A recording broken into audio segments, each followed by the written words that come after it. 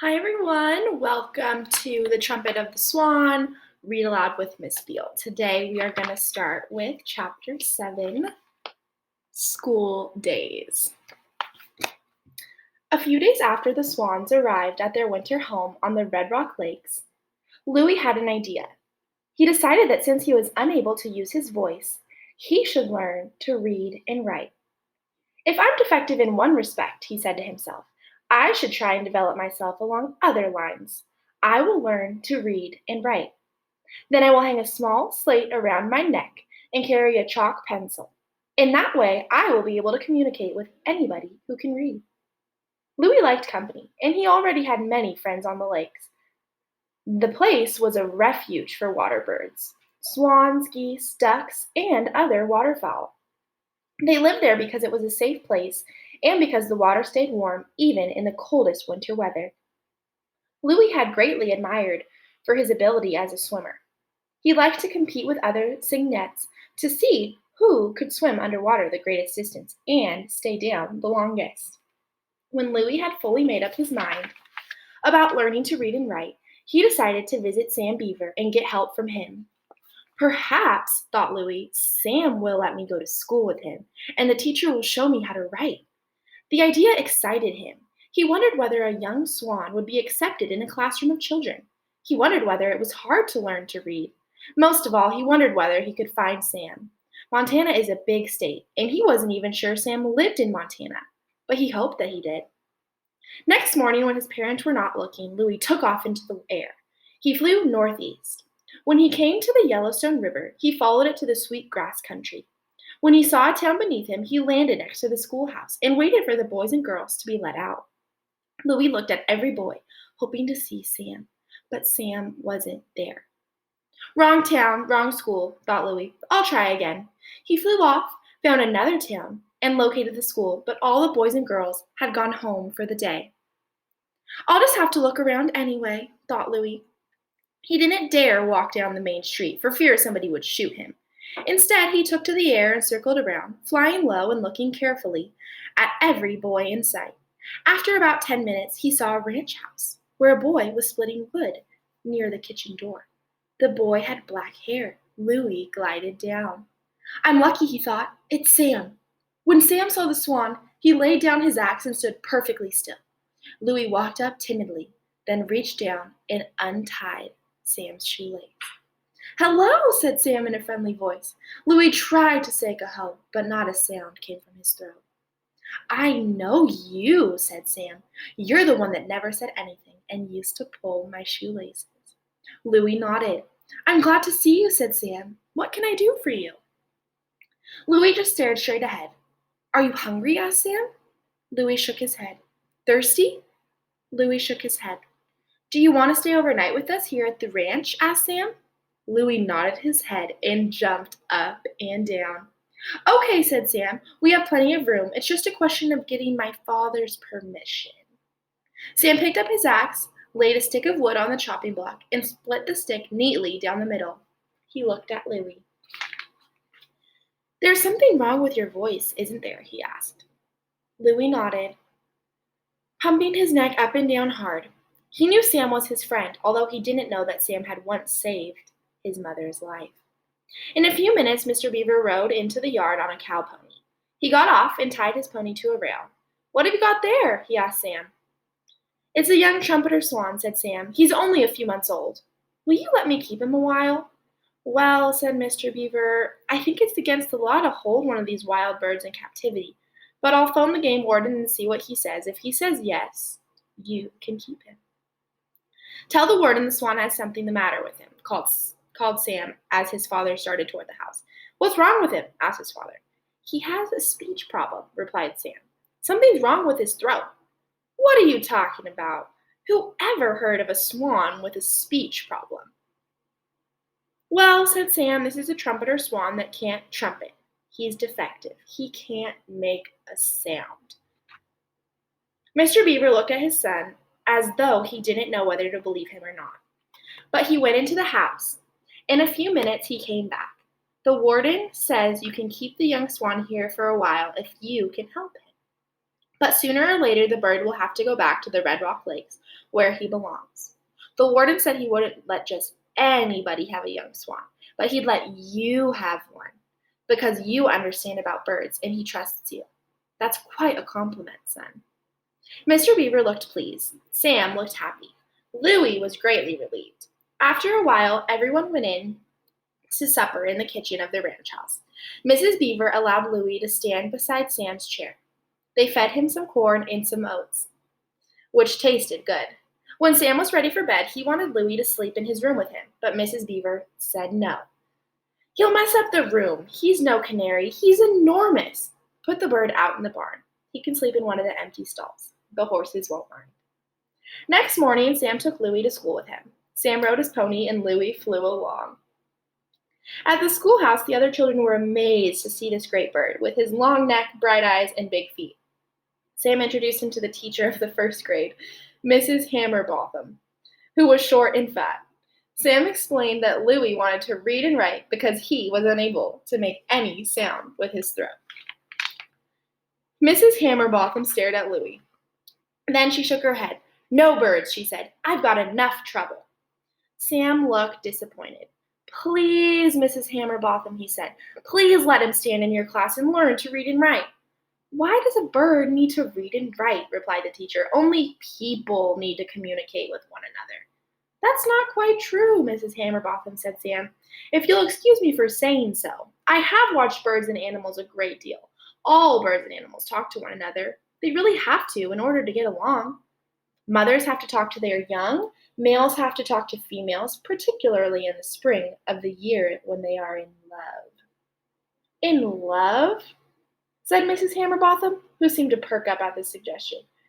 What do you know about love? Sam blushed. What kind of bird is he? She asked. He's a young trumpeter swan, said Sam. Right now he's sort of a dirty gray color, but in another year he'll be the most beautiful thing you ever saw.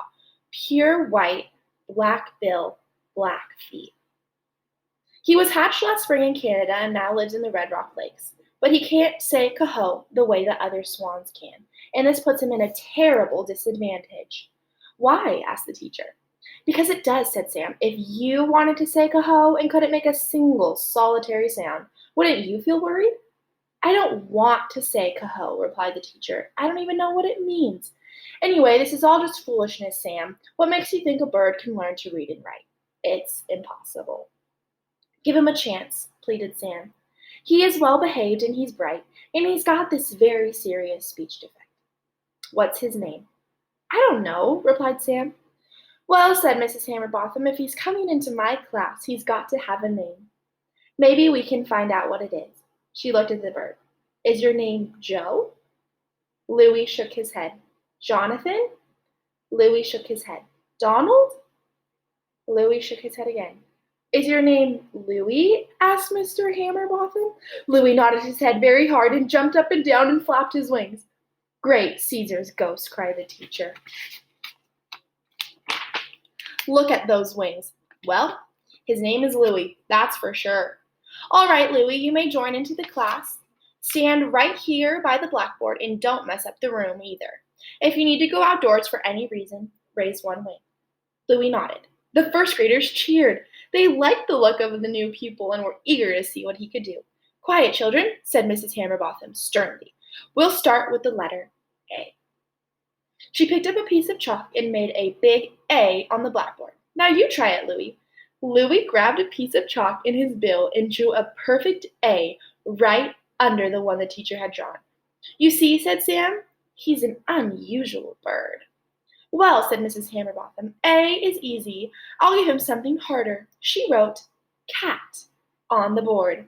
Let's see you write cat, Louie. Louie wrote cat. Well, cat is easy too, muttered the teacher. Cat is easy because it is short. Can anyone think of a word that is longer than cat? Catastrophe, said Charlie Nelson, who sat in the first row. Good, said Mrs. Hammerbotham. That's a good, hard word. But does anyone know what it means? What is a catastrophe?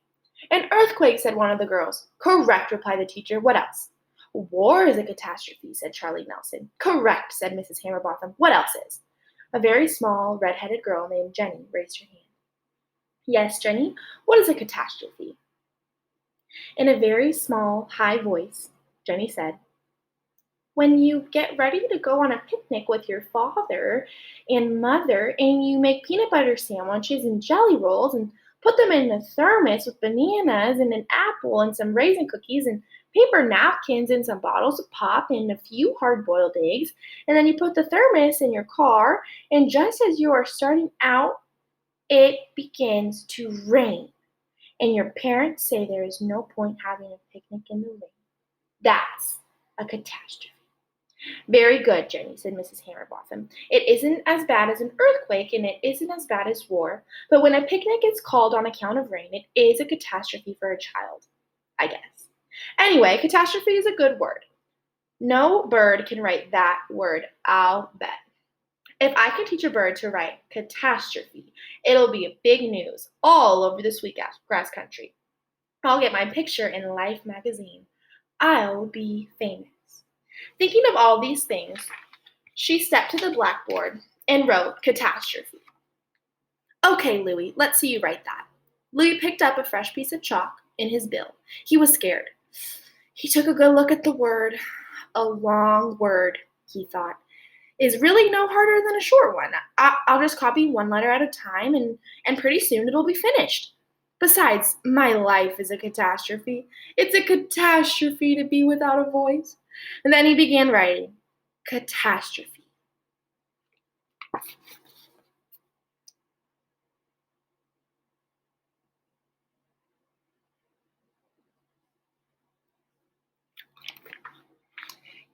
He wrote, making each letter very neatly. When he got to the last letter, the pupils clapped and stamped their feet and banged on their desk, and one boy quickly made a paper airplane and zoomed it into the air. Mrs. Hammerbotham rapped for good order. Very good, Louis, she said. Sam, it's time you went to your own classroom. You shouldn't be in my room. Go and join the 5th grade. I'll take care of your friend Swan. Back in his own room, Sam sat down at his desk, feeling very happy about the way things had turned out.